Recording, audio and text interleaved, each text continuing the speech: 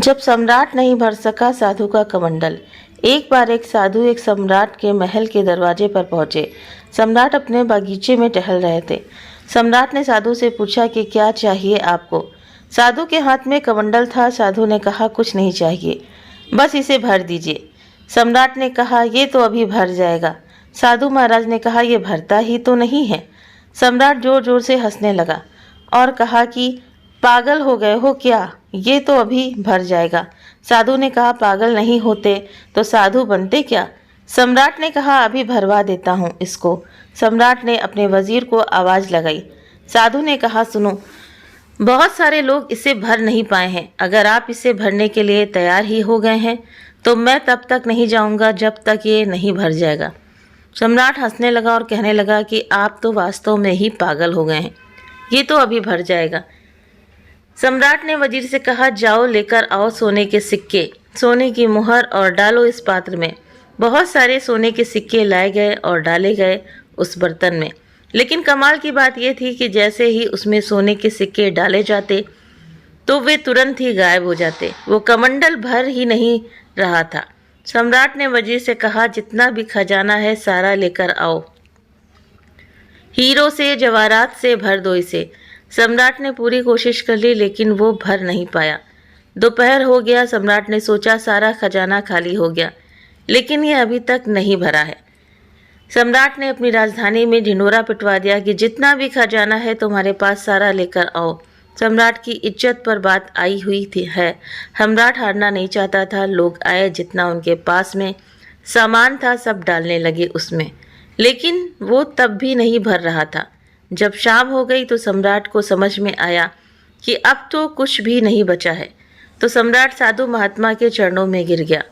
प्रभु मुझे माफ़ करो, मैं इसे नहीं भर पाया, लेकिन जाते जाते ये बता दो कि ये किस चीज़ का बना है, क्या जादू किया है आपने जो ये बर्तन नहीं भरा।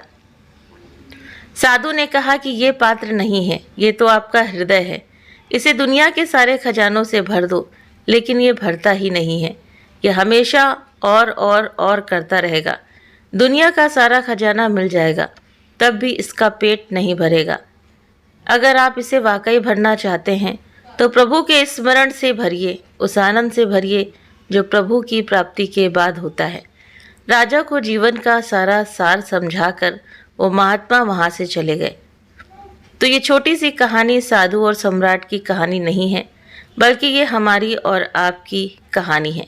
इससे हमें यही सीख मिलती है कि हम में से बहुत सारे लोग दुनिया की चीज़ों के पीछे पड़े हैं और भूल जाते हैं कि हमें सबसे पहले अपनी आत्मा परमात्मा का ख्याल रखना है और जिस काम के लिए हम आए हैं उसे ही पूरा करना है।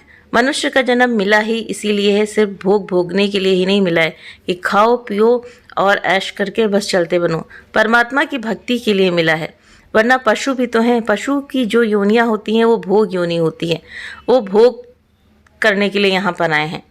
जैसे कि अगर उनसे अगर कोई कर्म हो जाता है, जैसे सांप को बताया गया है कि सांप अगर किसी मनुष्य को काट लेता है तो उसको पाप नहीं लगता है, लेकिन वही मनुष्य अगर किसी सांप को मारता है तो उसको पाप लगता है। तो मनुष्य की जो योनि होती है वो कर्म बनाने के लिए, नए कर्म उससे बनते भी हैं, और पिछले जो कर्म होते हैं चाहे पाप हो या पुण्य का, उसको वो भोगने के लिए भी इस धरती पर आता है। तो मनुष्य का जन्म जो मिला है इसको सार्थक करने के लिए परमात्मा की भक्ति करनी है, भगवान में ज़्यादा से ज़्यादा मन लगाना है। गृहस्थ में रह करके ही अपने सारे कर्तव्यों का पालन करते हुए भगवान का भजन सुमिरन भी करना अति आवश्यक है, क्योंकि जो हमारी इच्छाएं होती हैं उस साधु के कमंडल की तरह हैं जो कि कभी नहीं भरती हैं। एक इच्छा आती है तो दूसरी इच्छा मुंह खोले खड़ी हुई होती है। तो इसीलिए ये इच्छाओं का अंबार हमारे अंदर जो भरा हुआ होता है वो कभी भी नहीं भर सकता। बस इस कमंडल को एक परमात्मा के नाम से ही भरा जा सकता है।